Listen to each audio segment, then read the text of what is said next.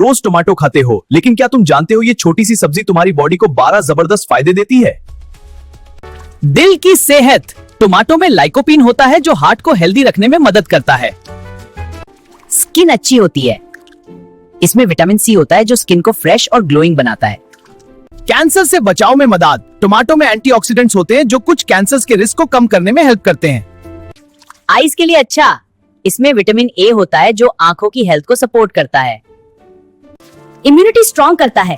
Vitamin C और nutrients body की immunity को स्ट्रॉन्ग करते हैं।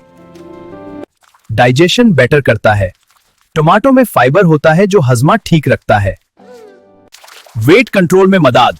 कैलोरीज कम होती हैं, इसलिए वेट मैनेज करने वालों के लिए अच्छा है। Blood pressure control. Potassium blood pressure को बैलेंस रखने में हेल्प करता है। बॉडी को हाइड्रेट रखता है। टमाटो में पानी की क्वांटिटी ज्यादा होती है। हेयर हेल्थ के लिए अच्छा। इसमें विटामिन होते हैं जो बालों को हेल्दी बनाने में मदद करते हैं। हड्डियां मजबूत करता है। टमाटो में विटामिन के और कैल्शियम होता है जो बोन्स के लिए यूजफुल है।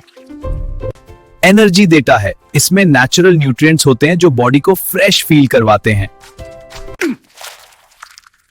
अब बताओ, क्या तुम रोज टोमेटो खाते हो? कमेंट में जरूर लिखना।